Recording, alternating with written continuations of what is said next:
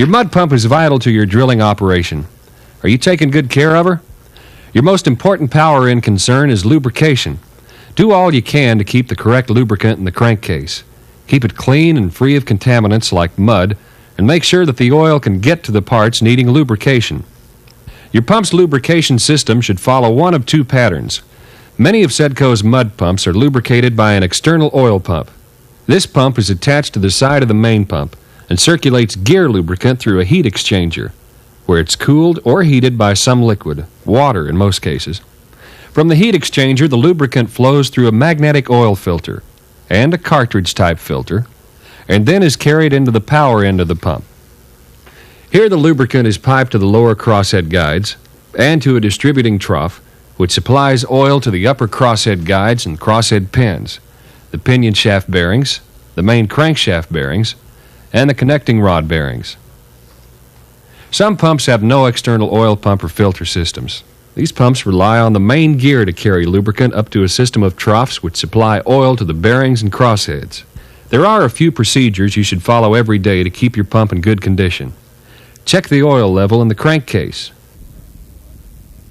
Drain the sludge from the mud trap.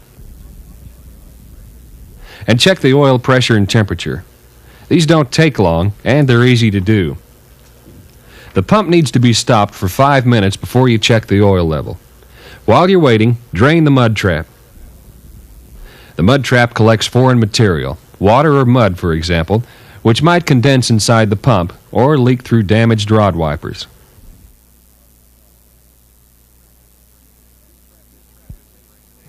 If this trap isn't drained daily, these contaminants can build up and flow over the trap into the crankcase, where they'll cause serious damage to the gears and bearings. It's a lot easier to open a drain cock now than it'll be to replace the parts of your power end later. As soon as oil alone is draining from the trap, you can close it back up. Now's a good time to check the extension rod clamps. Make sure they're tight. Loose clamps can cause damage to fluid end parts. And look at the flushing sump strainer in the cradle to be sure that it hasn't scaled over or clogged up. If your pump's diaphragm housing, which holds the rod wiper rings, is equipped with grease fittings, you need to grease it every day. Always keep an eye on the oil pipes for leaks. Okay, your oil level checks out, so start the pump back up. While the pump is operating, look at the oil pressure gauges at the filters. If the pressure at the inlet to the filters has increased to 15 pounds per square inch above the pressure at the filter outlet, this indicates the oil isn't flowing well through the filter. Most likely the filter element's dirty, so change it. You can change the element in this cartridge-type filter while the pump is operating if you need to. There are valves provided to let you bypass the oil filters while you're working on them. Remember to route the lubricant back through the filters once you're finished.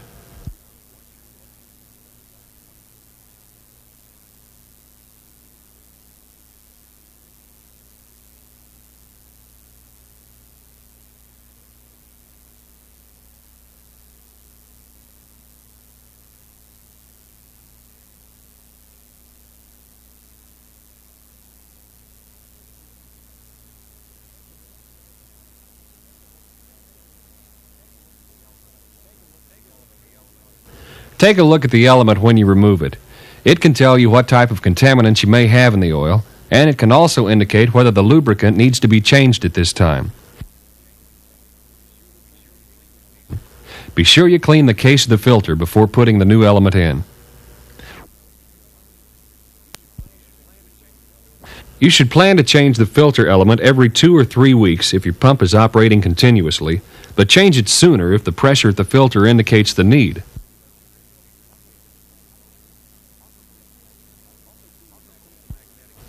Also clean the magnetic filter. Both filters are right next to each other and both are bypassed. Clean the case and the magnet as well as the hardware inside the case.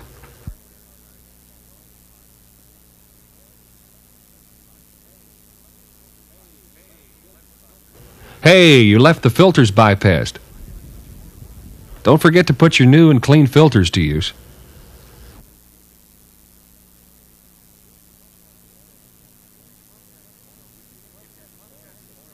If your pump has an oil temperature gauge, check it daily to ensure that the oil is within the accepted range, between 70 and 160 degrees Fahrenheit. If the temperature is above or below these limits, make sure you aren't bypassing the heat exchanger. If that's not the problem, you may need to heat or cool the liquid feeding the exchanger. If you let the lubricant get too hot, it'll get too thin and soon break down. If it gets too cold, it won't flow to the parts that need it. What about changing the oil?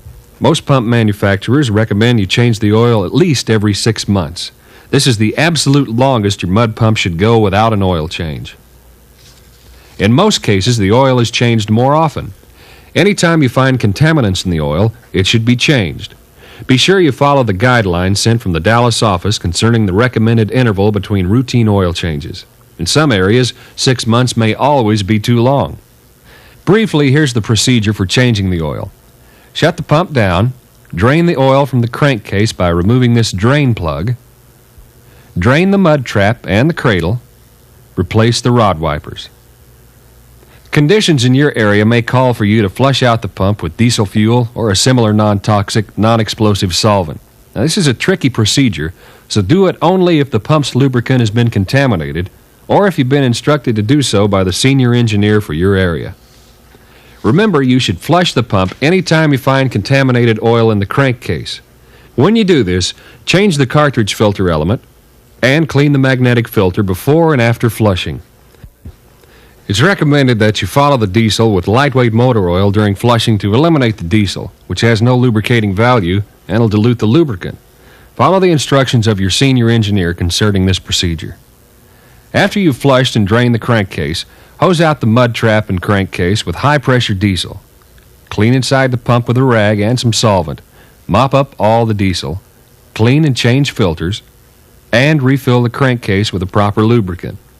If your pump is not equipped with an external oil pump, take special care to pour some lubricant into the distributing troughs at the top of the power end near the pinion shaft. For a pump which does have an external lube system, you should still fill the crankcase cover oil trough. Start the oil pump before the main pump. Make sure the oil temperature is okay. After running the main pump a few minutes, shut it down and check the oil level and add or drain as necessary. Now let's watch how it's done. Always be sure the pump is turned off and can't be accidentally started. Drain the oil from the crankcase. While you're waiting, drain the mud trap. This time, drain it completely dry.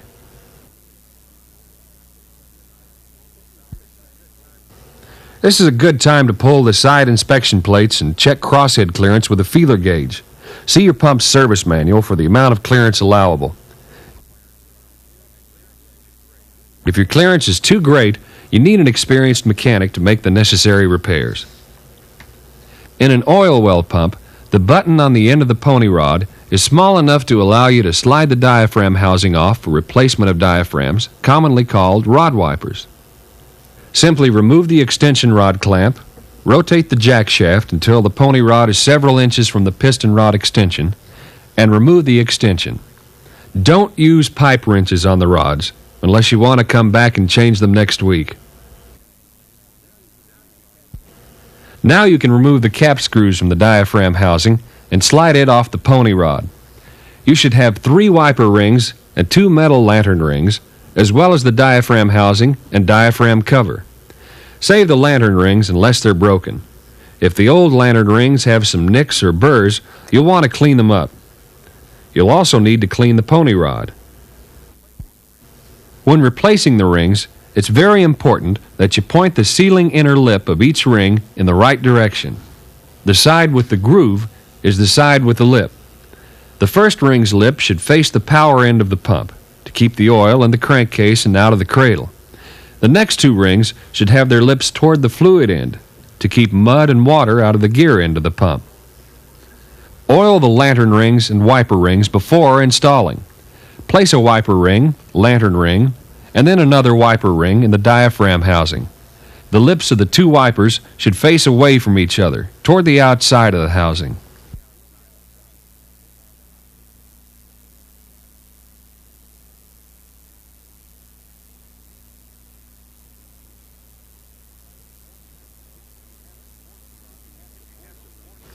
If you have to force a ring in, don't use a sharp or metal tool.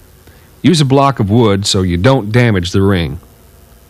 Now oil the pony rod and slide the diaphragm housing on.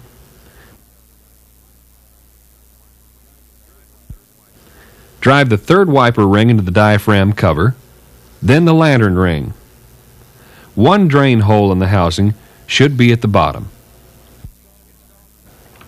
Install the diaphragm cover, matching the dowels in the housing with the holes in the cover. Install the cap screws, and then replace the extension rod and clamp.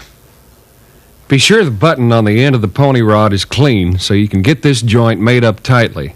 If you don't, you'll have to shut the pump down tomorrow to replace a worn piston rubber, maybe a few other parts.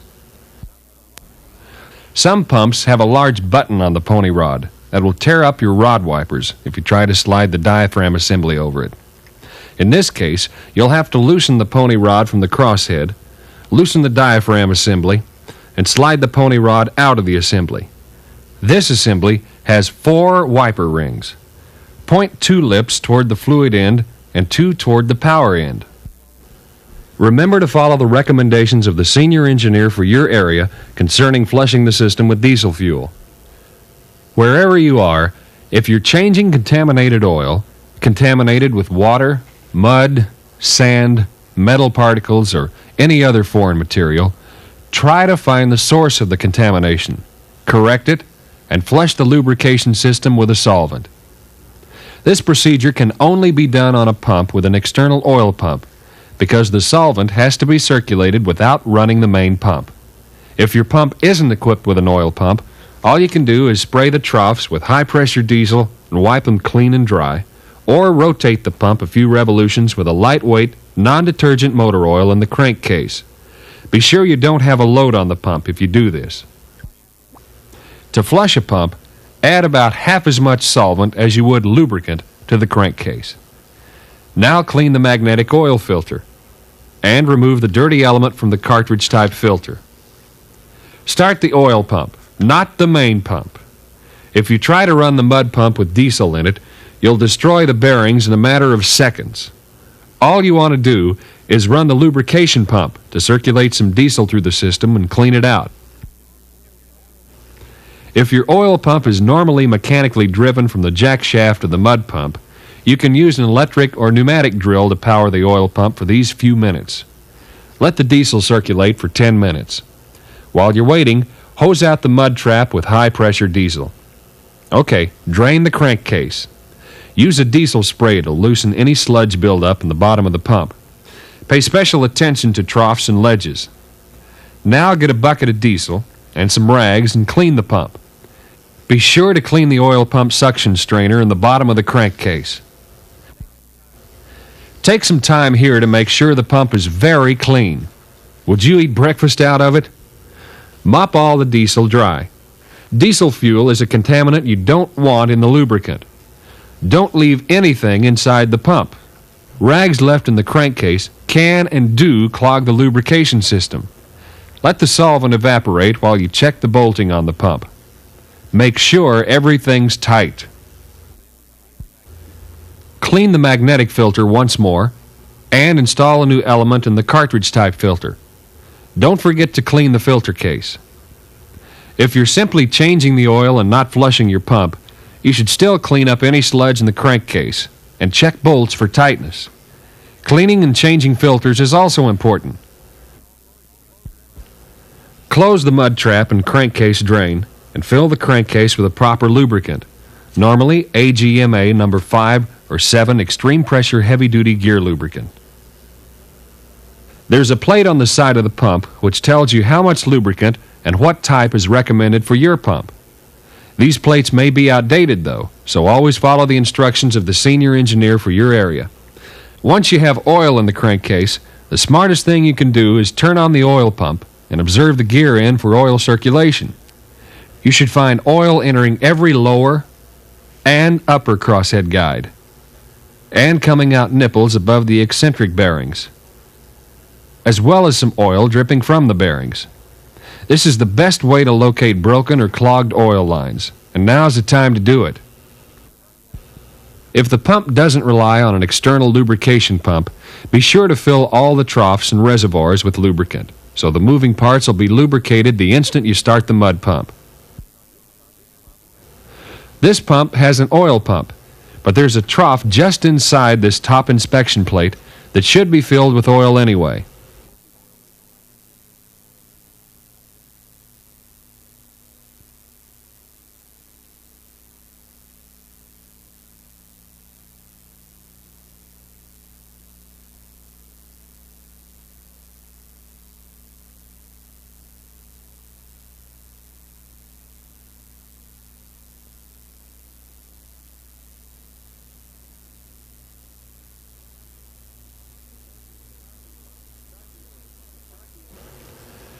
Start the oil pump 5 minutes before you turn on the main pump.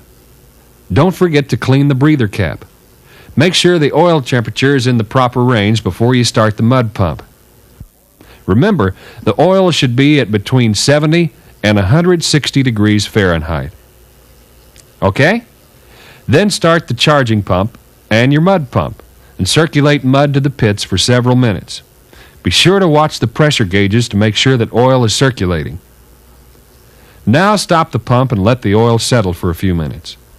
Now is a great time to recheck the extension rod clamps for tightness. Then check the oil level and add or drain some oil if you find it necessary. You've taken pretty good care of that pump. Now she's back in business and she'll serve you well.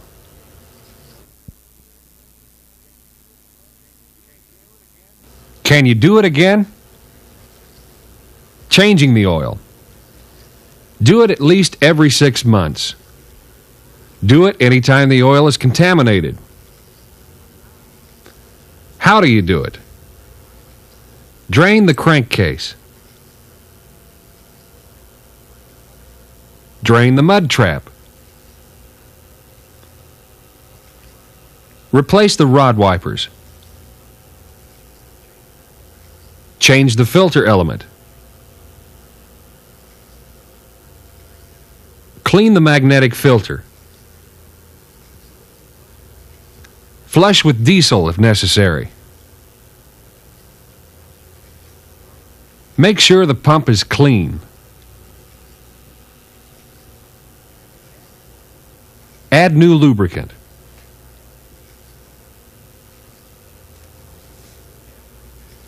Every day,